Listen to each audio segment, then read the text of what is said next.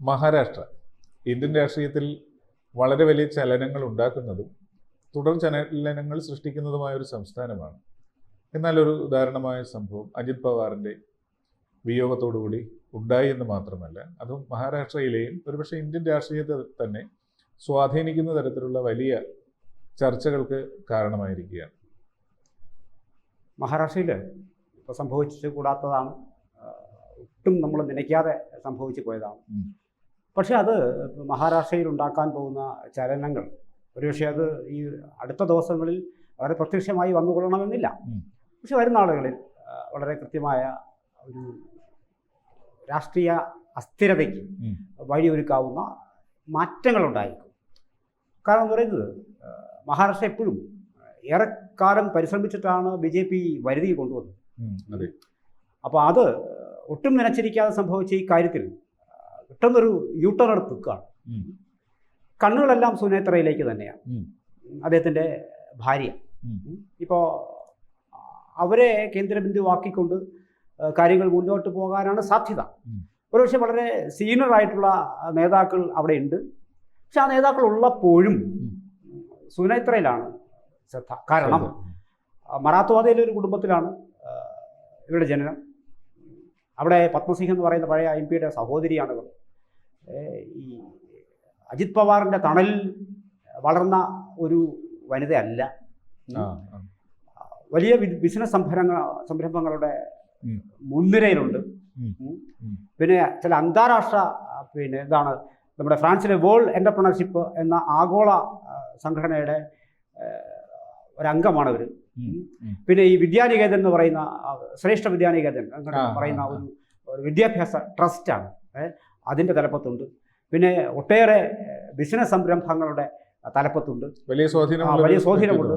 സാമൂഹ്യ പ്രവർത്തകർ, അതായത് ചുരുക്കം പറഞ്ഞാൽ ജനങ്ങളുമായിട്ട് സമൂഹവുമായിട്ട് നിരന്തരമായി അടുത്ത് പെരുമാറിക്കൊണ്ടിരിക്കുന്ന ഒരു വനിത എന്ന നിലയിൽ വിശേഷിച്ചും രാഷ്ട്രീയത്തിൽ അവർക്ക് പുതുമയുള്ള കാര്യമല്ല.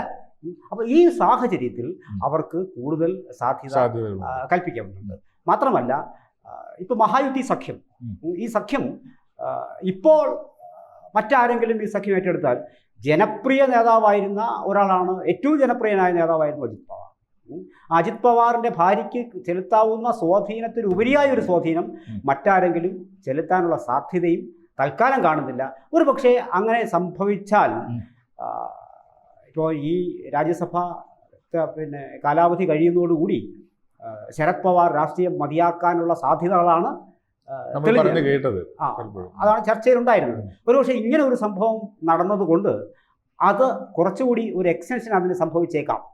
തൽക്കാലം ഒരു ലീഡർഷിപ്പ് അങ്ങനെ വരികയാണെങ്കിൽ ഒരുപക്ഷെ അജിത് പവാർ പക്ഷത്തുണ്ടായിരുന്ന ചില ആൾക്കാർ അങ്ങോട്ടേക്ക് പോവുകയാണെങ്കിൽ അത് മഹായുതി സഖ്യത്തിന് ഒരു പ്രശ്നം സംഭവിച്ചേക്കാം. അപ്പം ഇത് വളരെ സൂക്ഷ്മമായി ഈ അവരെ കുടുംബത്തെ സംബന്ധിച്ചിട്ട് വളരെ ദുരിതപൂർണ്ണമാണിത്. എങ്കിൽ കൂടിയും BJP വളരെ കേന്ദ്ര നേതൃത്വം വളരെ ശ്രദ്ധയോടുകൂടി ഈ നീക്കങ്ങൾ അവരെ നിരീക്ഷിക്കുന്നുണ്ട്. ഇത് ലയനത്തിന്റെ ഒരു സാധ്യതയും ഇതിനിടയിൽ നമ്മൾ ചർച്ച ചെയ്തുകൊണ്ടിരുന്നതാണ്.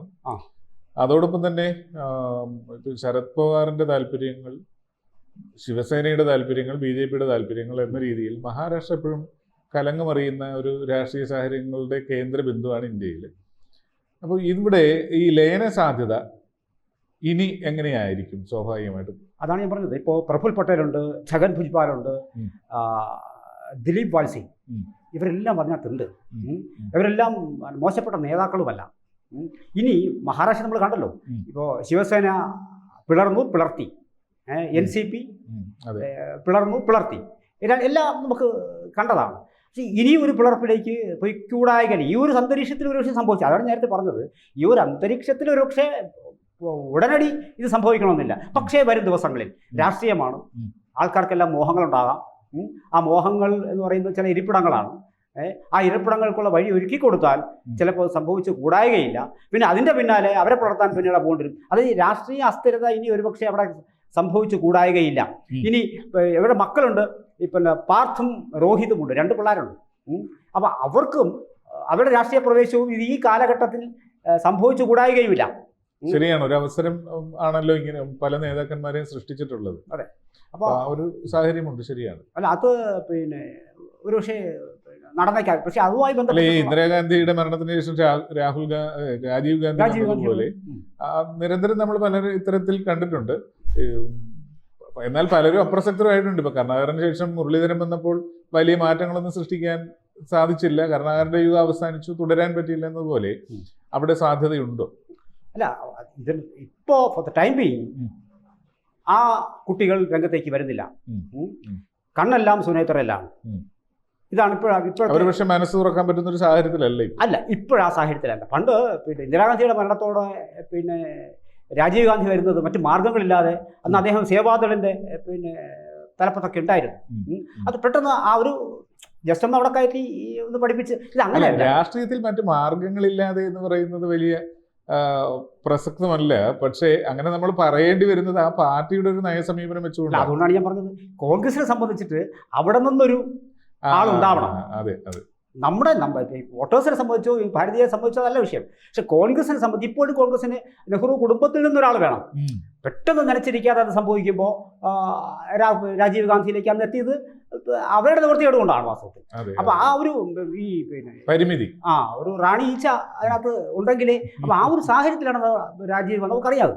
പക്ഷെ ഇവിടെ ഇനി ചെറിയൊരു ടെസ്റ്റ് സംഭവിക്കാനുള്ള ഇടയുള്ളതെന്ന് പറയുന്നത് ഇപ്പൊ സുപ്രിയ സുളെ അധികാര തർക്കമായിരുന്നല്ലോ. ഇപ്പോൾ 80കളുടെ തുടക്കത്തിൽ പിന്നെ ആണ് അമ്മാവൻ്റെ കൈ പിടിച്ചിട്ടാണ് ഇദ്ദേഹം രാഷ്ട്രീയത്തിലേക്ക് വരുന്നത്.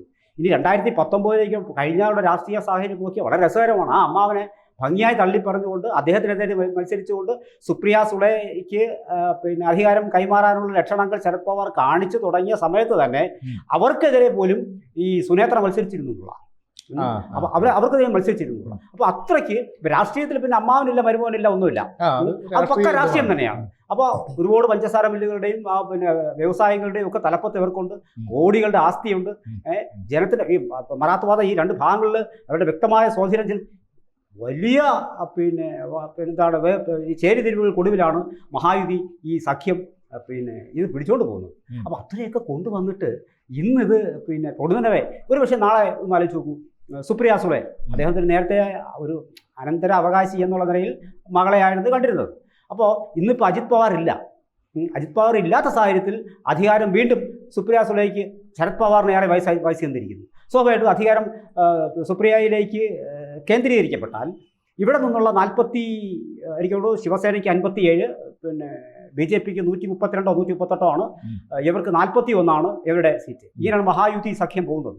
അപ്പോൾ സ്വാഭാവികമായിട്ടും സുപ്രിയ സുളയ്ക്ക് അധികാരം വരുമ്പോൾ ഇവിടെ സുനേത്ര ഈക്വലി കോമ്പറ്റൻ്റ് ആയിട്ട് ഒരാൾ ഇല്ലാതെ കൂടി വന്നാൽ ഈ NCP അങ്ങോട്ടേക്ക് പോകാനുള്ള സാധ്യത തള്ളികളയാൻ കഴിയും. ശിവസേന ഇപ്പോൾ രംഗത്ത് ഇറങ്ങിയിട്ടുണ്ടോ? ആക്ച്വലി ഇവര് ഈ ഒരു ദിവസങ്ങളിൽ ഈ അടക്കം പറച്ചിലുകളും പിന്നെ ഒരു ഇന്നർ സർക്കിളിൽ മാത്രമുള്ള സംസ്ഥാനങ്ങളുമായി മാത്രം നിൽക്കുകയാണ്. ഇതൊക്കെ ഒന്ന് കഴിയണ്ടേ? അപ്പോൾ അല്ല, രാഷ്ട്രീയത്തിലെ നമ്മൾ കാണുന്നത് മുകളിൽ കാണുന്നതിനപ്പുറമുള്ള അടിയൊഴുക്കുകൾ വളരെ ധാരാളമായിരിക്കും. ഒരു ഭരണം ആഘോഷിക്കുന്ന അല്ലെ അവസരമാക്കുന്ന ഇതാണ് ഇന്ത്യൻ രാഷ്ട്രീയത്തിന്റെ പ്രത്യേകത. ഒരു പക്ഷേ ലോകരാഷ്ട്രീയം അങ്ങനെയൊക്കെ തന്നെ ആയിരിക്കും. അപ്പോൾ ഇവിടെ ഇപ്പോൾ അദ്ദേഹം മരിച്ച ഉടനെ തന്നെ ചടുലമായ കരുനീക്കങ്ങൾ നടത്താനുള്ള സാധ്യതയുണ്ട്. കോൺഗ്രസ് ഒന്നും പിക്ചറിലില്ല എങ്കിൽ പോലും ശിവസേന വളരെ സജീവമാണല്ലോ ഇവിടെ ഇപ്പോഴും അവശേഷിക്കുന്ന ശിവസേന. അതാണ് ഞാൻ നേരിടുന്നത്. കേന്ദ്ര നേതൃത്വം BJP കേന്ദ്ര നേതൃത്വം വളരെ സൂക്ഷ്മമായി ഇത് നിരീക്ഷിക്കുകയാണ്. എത്രയും വേഗം ഇതിന് അധികാരം സുനേത്രയിലേക്ക് കൊണ്ടുവന്നില്ല എങ്കിൽ സംഭവിക്കാനിടയുള്ള കാര്യങ്ങളാണ് നമ്മളീ പറഞ്ഞു വരുന്നത്. കാരണം അതുകൊണ്ട് തന്നെ ഇപ്പോൾ നമ്മളിലും ഒക്കെ വളരെ ഇത് മരണം അതിൻ്റെ ചടങ്ങുകൾ ഒക്കെ ക്രമീകരിക്കപ്പെടും, നടന്നുപോകും. പക്ഷെ അതിനിടയിൽ അധികാരം എന്ന് പറയുന്നത് അത് നിലനിർത്താനുള്ള അത് ജനങ്ങൾക്ക് വേണ്ടിയുള്ളതാണല്ലോ ഇത്. അപ്പോൾ അതിൽ തെറ്റെന്ന് നമുക്ക് പറയാൻ കഴിയില്ല. ഈ അധികാര കേന്ദ്രങ്ങൾ സ്വാഭാവികമായും അത്തരം ചർച്ചകളിലേക്ക് പോകുന്നുള്ളതാണ് വാർത്തകൾ പുറത്തു വരുന്നത്. പക്ഷേ അത് മറന്നീക്കി ഈ ദിവസങ്ങളിൽ വരണം നിർബന്ധമൊന്നുമില്ല. ഇതിൽ സംഭവിക്കാനിടയുള്ള കാര്യം എന്ന് പറയുന്നത് ഈ നേരത്തെ ഉണ്ടായിരുന്നു. മാത്രമല്ല ശരത് പവാർ ഒരു സഖ്യത്തിനായി വഴി തുറന്നിരുന്ന സമയവും കൂടിയാണ്. അപ്പോൾ അതുകൊണ്ടാണ് പിന്നെ BJP നേതൃത്വം ഒന്ന് പകച്ചു പോകുന്ന സമയം. കാരണം ഏതെങ്കിലും കാരണവശാൽ സുനേത്ര തീരുമാനം മാറ്റിയാൽ ഇതുവരെ അവർ ഈ സാഹചര്യത്തിൽ പറയുന്നില്ല. പക്ഷെ അങ്ങനെ ഒരു സാഹചര്യം ഉണ്ടാകാനുള്ള സാധ്യതയില്ല. കാരണം ആ സ്ത്രീക്ക് ഇത് പുത്തരിയല്ല. കാരണം ഒരു നല്ല വിൽ പവറുള്ള കൊണ്ടുപോകാൻ കഴിയുന്ന ഒരു വനിതയാണ്. അപ്പൊ അതുകൊണ്ട് അതോടെ മക്കൾ പോലും അതിനകത്ത് അല്ല. ഇപ്പൊ അജിത് പവാർ ഒരു നിലപാട് സ്വീകരിക്കുന്ന സമയത്ത് ഇത്രയും പവർഫുള്ളായ ഒരു ഭാര്യ ഒപ്പമുണ്ടെങ്കിൽ അവരോടുകൂടെ ആലോചിച്ചു അവരുടെയും കൂടെ അഭിപ്രായത്തിന് വില കൽപ്പിച്ചുകൊണ്ടായിരിക്കും ചെയ്തിട്ടുണ്ടാകുന്നത്. ചെയ്തിട്ടുണ്ടാകുന്ന കാര്യം. പക്ഷെ മാത്രമല്ല പല സ്ഥാപനങ്ങളുടെയും തലപ്പത്തുള്ള സ്ത്രീകൾ അവർക്ക് വളരെ ബിസി ആയിട്ടുള്ള ലൈഫാണ് കൊണ്ടുപോകുന്നത്. അപ്പോൾ അത് ഒരു പക്ഷേ അത്തരം കാര്യങ്ങൾക്കെല്ലാം പിന്നെ മറ്റൊരു ഗുണമുണ്ട്. പ്രാദേശിക രാഷ്ട്രീയത്തിനപ്പുറം ദേശീയ രാഷ്ട്രീയത്തിൽ പ്രസക്തി ഉണ്ടാകണമെങ്കിൽ ഇന്ന് BJP-യോടൊപ്പം നിൽക്കുന്നതാണ് ഏതൊരു രാഷ്ട്രീയ കക്ഷിക്കും ഗുണകരം എന്നൊരു തീരുമാനം കൂടെ ഇതിന്റെ പിന്നിൽ സ്വാധീനിക്കാം. അവർക്ക് അല്ലാതെ തന്നെ ബിസിനസ് താല്പര്യങ്ങളും ഒക്കെ ഉണ്ടാവും ഇതിനകത്ത്. പിന്നെ ഇപ്പോൾ അവർക്ക് എനിക്ക് തോന്നുന്നു 4 MP കണ്ടാണ് ഉള്ളത്. അതുകൊണ്ട് മഹാരാഷ്ട്ര അങ്ങനെ BJP-ക്ക് വിട്ടുകളിക്കാൻ പറ്റുന്ന ഒരു സംസ്ഥാനമല്ല. 48 പേരുടെ പിന്നെ അപ്പോൾ അതുകൊണ്ട് അങ്ങനെ വിട്ടുകളിക്കാൻ കഴിയില്ല. മഹാരാഷ്ട്ര കൈവിട്ടുള്ള കളിക്ക് സ്വാഭാവികമായും BJP തയ്യാറാകില്ല, മനസ്സ് വെക്കില്ല. അവർ ഉറപ്പായും തന്നെ ഈ വരും ദിവസങ്ങളിൽ മണിക്കൂറുകളിൽ സുനേത്രയുമായി ബന്ധപ്പെടാനുള്ള സാധ്യതയുണ്ട്. ഇങ്ങനൊരു സാഹചര്യത്തിൽ ഇനി നമ്മളൊക്കെ സാധാരണക്കാരൻ ചിന്തിക്കുന്ന പോലെ ഇനി ഒരു 3 മാസം വീട്ടിൽ അടങ്ങി ഒതുങ്ങി ഇരുന്നിട്ട് അതിനുള്ള സമയമൊന്നും കിട്ടില്ല. അത് തന്നെയുമല്ല, നമ്മൾ ശ്രദ്ധിച്ചു കണ്ടല്ലോ, ദേശീയ നേതാക്കളെല്ലാം അങ്ങോട്ട് ഒഴുകി എത്തുകയാണ്. പ്രത്യേകിച്ച് BJP-യുടെ സമുന്നതരായ നേതാക്കന്മാരെല്ലാം ഇവിടെ സന്ദർശിക്കുന്നു.